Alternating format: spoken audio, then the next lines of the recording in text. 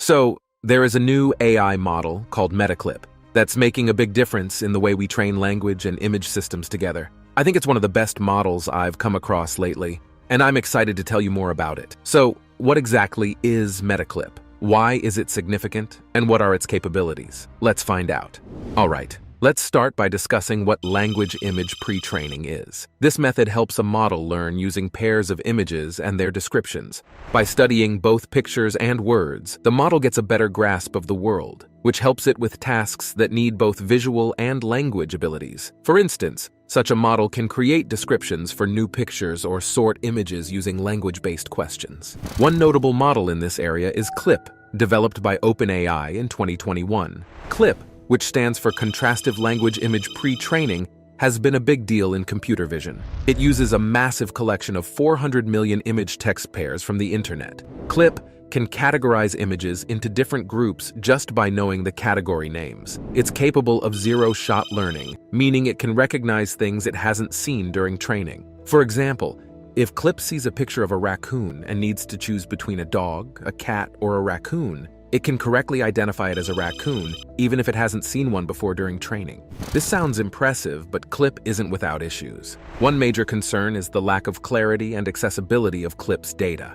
OpenAI hasn't shared much about where its data comes from, making it hard for others to replicate or build on their work. Another problem is the lack of diversity in CLIP's data. Its performance varies across different datasets. While it does well with ImageNet, a standard for image classification with 1,000 categories, it struggles with other sets that focus on different visual understanding aspects. For example, it doesn't do as well on datasets like ObjectNet, ImageNet Rendition, and ImageNet Sketch, which test recognition of objects in varied poses, backgrounds, or abstract forms. The issue here is that CLIP's training data has a bias towards certain types of internet images and captions, which limits its ability to generalize well to other kinds of datasets. Now, how do we tackle these challenges and build a more effective model that can learn from a wider and more accurate range of image-text combinations? This is where MetaCLIP plays a crucial role. Developed by experts at Facebook AI Research, FAIR, and MetaCLIP, or Metadata Curated Language Image Pre-Training, is a cutting-edge model designed to improve and share the data selection process used in CLIP with everyone. MetaCLIP starts with a huge collection of image-text pairs from Common Crawl, an extensive web archive containing billions of pages. It then uses specific details, known as metadata, drawn from the concepts used in CLIP to sift through and even out the data. This metadata includes information like where the data came from, when it was created, what language it's in, and what it's about. With this approach, MetaCLIP can pick a range of data that showcases a variety of visual ideas while avoiding unnecessary repetition. There are two key steps in MetaCLIP's data sorting method: filtering and balancing. Filtering involves removing image text pairs that don't meet certain standards from the original collection. For instance, MetaCLIP gets rid of pairs where the text is not in English, doesn't relate to the image, or the image is too small, unclear, or contains inappropriate content. Balancing means making sure there's an even mix of image text pairs across different categories like the source, like news sites or blogs, the year, ranging from 2008 to 2020, the language, English or others, and the subject matter, like nature, sports, or art. By using metadata to filter and balance the data, MetaCLIP puts together a top-quality dataset of 400 million image-text pairs. This dataset performs better than the one used in CLIP on several recognized tests.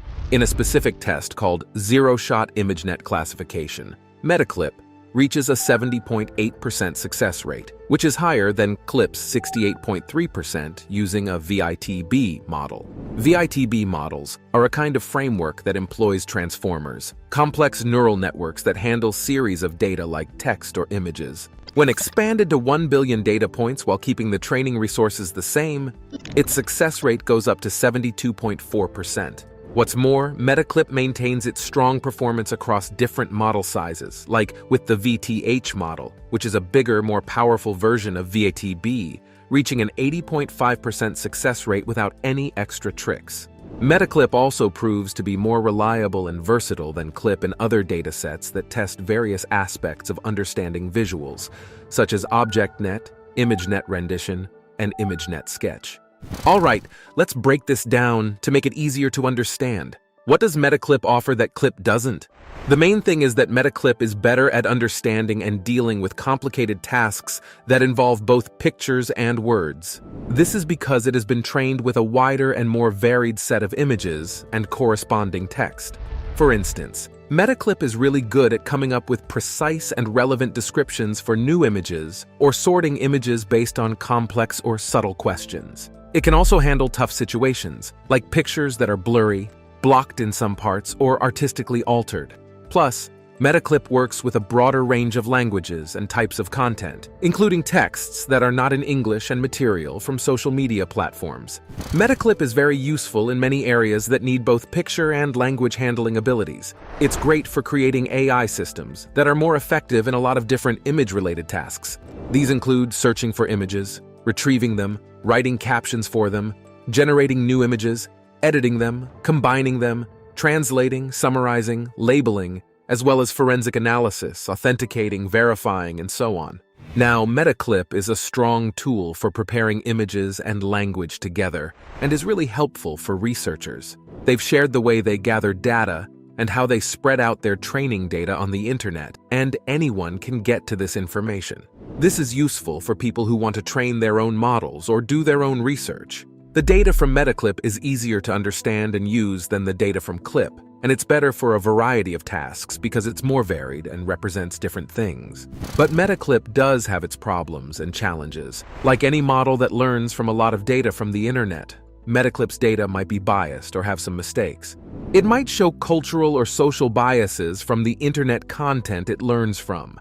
There could also be errors or mix-ups in how MetaCLIP pulls out or sorts its metadata. Plus, there are ethical and legal concerns about using internet data for training. For instance, MetaCLIP has to respect the rights of the people who originally owned or made the data and make sure it doesn't use anything that could upset or hurt someone. These are issues that MetaCLIP needs to work on. But these shouldn't make us forget the good things about MetaCLIP. It's a very innovative model that has really pushed forward how we prepare images and language, creating new opportunities for research and practical uses in this area. So, what do you think of MetaCLIP? Do you have any questions or comments about it? Let me know in the comments section below. And if you liked this video, please give it a thumbs up and subscribe to my channel for more AI content. Thank you for watching, and see you in the next one.